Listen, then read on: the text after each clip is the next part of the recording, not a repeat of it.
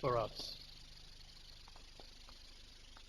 The context is a journey by Jesus and his disciples from Galilee, where they have been on mission, onwards to Jerusalem.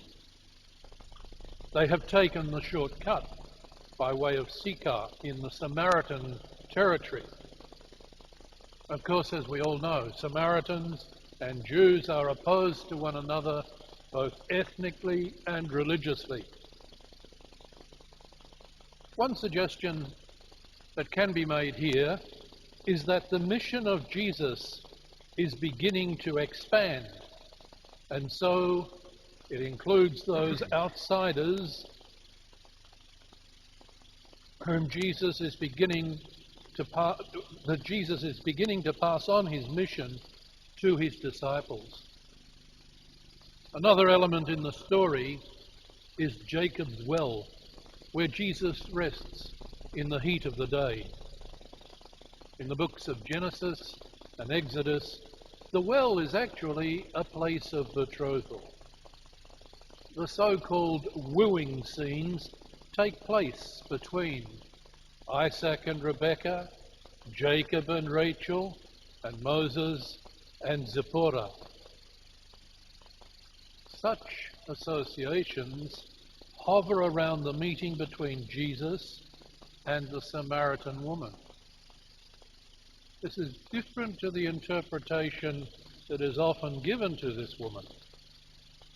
As Father Burns states, already present as the bridegroom of Israel at the wedding of Cana in the chapter just before this, and explicitly named as such by John, Jesus comes now to woo in the person of this woman a people, that is, the Samaritans, who are beyond the confines of Israel, and anticipating in this way the first mission of the later church.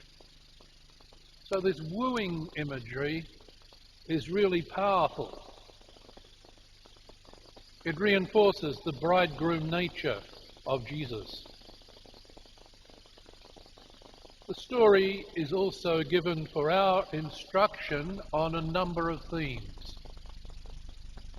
We are instructed about who Jesus is. We have instruction about God, discipleship, and authentic faith. All of this is woven into this passage. It was a goldmine for early Christians and should also be thus for us. The conversation which follows between Jesus and this strange woman, at least to Jesus, consists of a dialogue which is broken up into pieces. First of all, Jesus commands her, "Give me a drink." She refuses for religious and cultural reasons. This, of course, will segue into the suffering of Jesus on the cross, where he asks for a drink. On this occasion, Jesus replies, "If you knew the gift of God and who it is that gives it, you would have asked him and he would have given you living water." Something is beginning to open up in the words of Jesus here, but the woman is still puzzled. She misunderstands Jesus because she is not of little faith, but without faith. Like us sometimes, she's not antagonistic, but has not a strong faith to begin with. So Jesus proceeds. Not to be second-guessed by all of this, he decides to make himself known to her, and in making himself known to her, the text opens up who Jesus is for us. Her faith, bit by bit, grows. Jesus then tells her to call her husband and come back. When she replies she has no husband, Jesus prophetically tells her that she has had 5 husbands. Some say that this is not to be taken as a moral judgment by Jesus.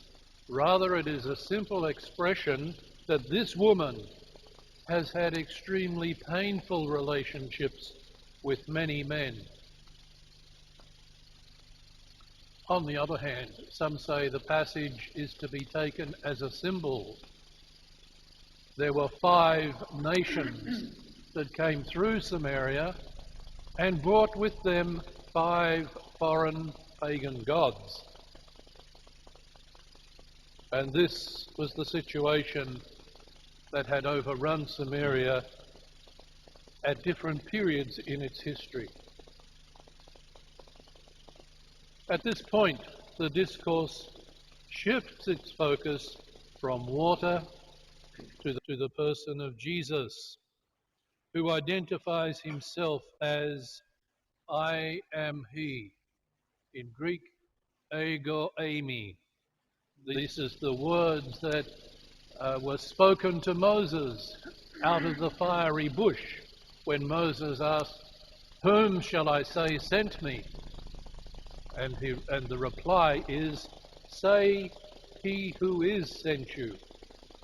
This is the name God gave to Moses.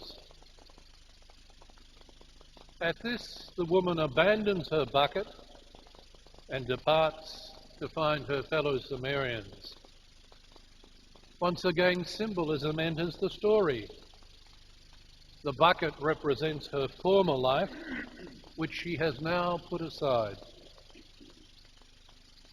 She undertakes a new way of life, the life of a missionary who wishes to proclaim whom Jesus is to her friends. She has become aware now of a much deeper need that she has, a thirst for life that Jesus alone can satisfy.